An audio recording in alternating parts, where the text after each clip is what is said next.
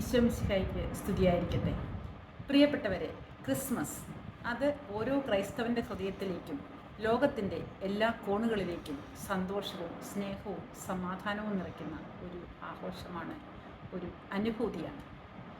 ഇത് കരുണയുടെയും സ്നേഹത്തിൻ്റെയും പ്രതീകമായ യേശു ക്രിസ്തുവിൻ്റെ ജനന തിരുനാളിനായി നാം ഒരുങ്ങുന്ന ഒരു കാലഘട്ടമാണ്. ഇന്ന് ലൂക്ക 1:28 എന്ന ദൈവവചനത്തിനൊപ്പം നമുക്ക് അല്പസമയം ചിലവഴിക്കാം. ദൂതൻ അവളോട് പറഞ്ഞു, ദൈവകൃപ നിറഞ്ഞവളെ സ്വസ്തി, കർത്താവ് നിന്നോടുകൂടെ. ഇവിടെ ദൂതൻ പരിശുദ്ധ കന്യകാമറിയത്തെ ദൈവകൃപ നിറഞ്ഞവൾ എന്ന് വിളിക്കുന്നു.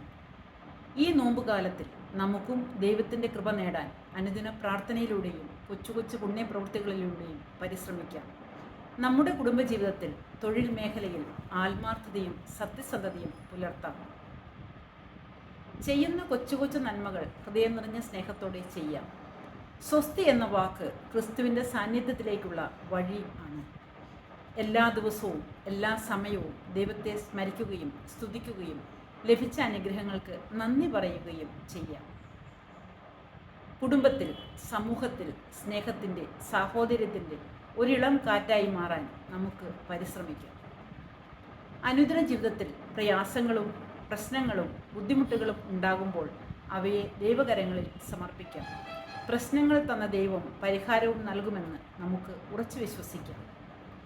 കർത്താവ് നിന്നോടുകൂടെ എന്ന വചനം നമ്മുടെ ജീവിതത്തിൽ നമ്മുടെ താങ്ങായി, തണലായി, കൂടെയുള്ള ദൈവസാന്നിധ്യം കാണിക്കുന്നു. ജോലിയിൽ വെല്ലുവിളികൾ നേരിടുമ്പോൾ, രോഗങ്ങളാൽ വലയുമ്പോൾ, പ്രിയപ്പെട്ടവർ നഷ്ടപ്പെടുമ്പോൾ മനസ്സിലുണ്ടാകുന്ന അസ്വസ്ഥതകളും വിഷമങ്ങളും പേടികളും ഉണ്ണീശോയ്ക്ക് സ്നേഹത്തോടെ സമർപ്പിക്കാം.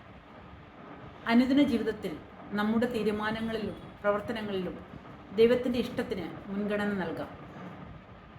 ക്രിസ്മസിനായി ഒരുങ്ങുന്ന ഈ സമയത്ത് ദൈവത്തിൻ്റെ മഹത്തായ കൃപയും കർത്താവിൻ്റെ സാന്നിധ്യവും പരിശുദ്ധ ദൈവമാതാവിൻ്റെ അനുഗ്രഹങ്ങളും നമുക്ക് അനുഭവിക്കുവാൻ ഇടയാകട്ടെ.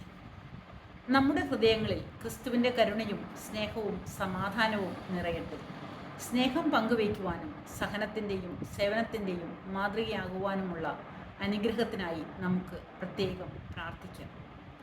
ഈ ക്രിസ്മസ് കാലം നമ്മുടെ ജീവിതത്തിൽ പുതുമയുള്ള പ്രതീക്ഷകളും ഒത്തിരി അനുഗ്രഹങ്ങളും ചൊരിയുന്ന ഒരു സ്നേഹാനുഭവമായി മാറ്റാൻ നമുക്ക് ആത്മാർത്ഥമായി പരിശ്രമിക്കാം.